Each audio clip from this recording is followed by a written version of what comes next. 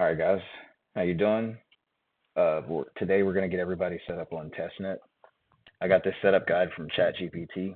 Um, it's worked for me and it's worked for a few other people. But there's multiple ways you can do it. You can do it any way you want to. If you feel comfortable, just plug in your own, asking your own question to any of the AIs out there. You can do so. But we're just gonna dive right into it.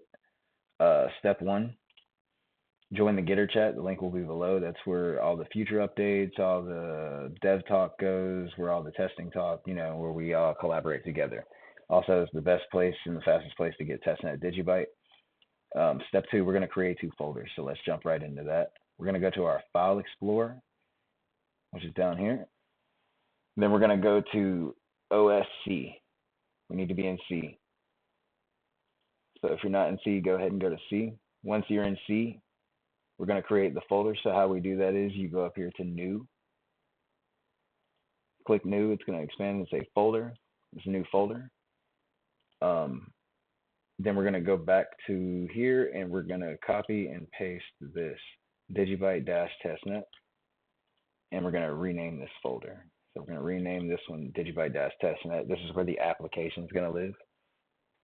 And the next one we're going to create is digibyte-testnet-data. That's where all your data is going to live. Same step as before, top left corner, or depending on where you're at, but I'm on Windows, by the way. Folder, I'm going to paste it in there, digibyte-testnet-data, hit enter, boom, we're done with that. So the next step is creating the digibyte.config file. So inside the testnet data file, you're going to double click into that to get into that. Same steps as before, except we're creating a text document this time, not a folder, a text document. All right, that's going to pop up. Then you're going to type digibyte.conf, digibyte.conf, and you're going to want to get rid of this .txt. It's going to ask you, do you want to change the file extension? Just say yes. Click yes. Now you see the file type has changed to config file. Now, the next step into that is we are going to open up digibyte.config in Notepad. Now we see have this blank text document. Then we're going to, we're going to go to the download page of R6, which is the GitHub. And in step 2, the quick start guide to create the config file. This is what we're going to do. We're going to copy we're going to copy this right here to create the config file. So just copy this. Then we go back to that .config file in Notepad, paste it in there, boom, and then you can just either hold down Control and S, which is Control Save, or you can just hit Save, and the file's already named, so you don't have to do anything from there. You can change your password, like in your username for the RPC. So I'll do 1, 2, 3, 4, 5, 6, and I'll just add Guy. So my RPC user is digibyte Guy. I'm gonna save again. And now we're going to the next step, which is we're going to download. So we're here already. We're just going to scroll all the way down to the bottom until we get to assets. So we're scrolling some more, scrolling some more. There's other stuff in this whole page, but just for right now, we're going to get set up. So depending on what system you are using is what you're going to choose to download down here. I'm on Windows, so Windows is Windows 64. This is Linux. I think I'm not sure which is the older version of Apple, but if you're on Apple, just look above. Everything will be down there, or it's actually right here. There we go. Windows 64. We're going to click that. It's going to go up here to our downloads. We're going to click keep. It's going to give you an error, but it's just because there's no licenses because we're decentralized. Bitcoin Core does this as well. A lot of apps do this. We're going to click keep anyway. Now, once that's ready, we're about to open this file. Now, here come the important parts. Do you want to allow? Just click yes. All right, so we're going to click next off of this first new window page. And then here is where the destination folder is. We're going to go back over here because we need to copy the destination folder target. which is C program-testnet /digibyte.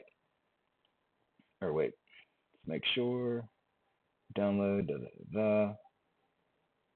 Yep, destination folder. So C, we're going to paste this in here. Now we're going to hit next, or you can browse through it and just choose the exact folder you want to, but just make sure it's in the testnet, DigiByte-Testnet. Boom, from there, I'm just going to click install. And wait for it to get ready, so it's completed. So now we're going to hit next. Now this is the next important part.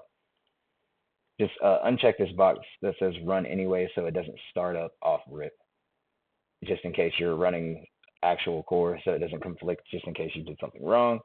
So just to bypass all of that, just everybody just unclick run digibyte 64-bit. Now we click finish. So we're going to go back to the file explorer now, and we're going to go into our OS. And now you see before we made these two files, but we're going to go into digibyte-testnet, then we're going to click digibyte, and that's where the qt.exe file is. So from there, now we need to create a shortcut of this. So to do that, you're going to right click, and then from here, you're going to click show more options. And then you're going to click create shortcut. It might be different if you're on like Windows 10 or anything like that, but just, ask ChatGPT or Google it and how to do that. We're going to right click the shortcut file now. You see we have this new one. So we're going to right click that. We're going to click properties. Whoa, hold on. Right click, properties. And this shortcut properties window is going to open up. So new important part, we need to change the target field. So in the target field, we need to put this longer line of stuff. Boom, we're going to copy that. That's already highlighted, so we're just going to paste it in there.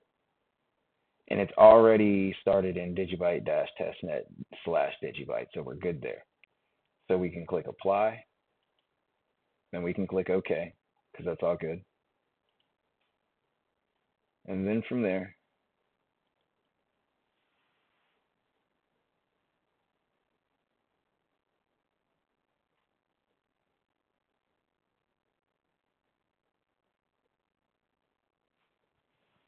then from there, sorry guys, something. Then from there, now we can right click this and right click this, run as administrator. Boom, here we go there.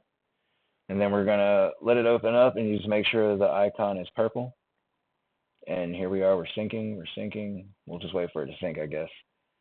But then once it's done syncing, you can just create a wallet, hop back in the Gitter, drop your DigiDollar address, your receiving address, and your DigiByte receiving address, and you are good to go. First time users, it might take, no, this loaded up pretty quick, and I deleted everything just to do this. But yeah, that's how you do it. Name the wallet, we'll name it test. And there we go, creating the wallet. And we're in our 9.26, R8. There we go.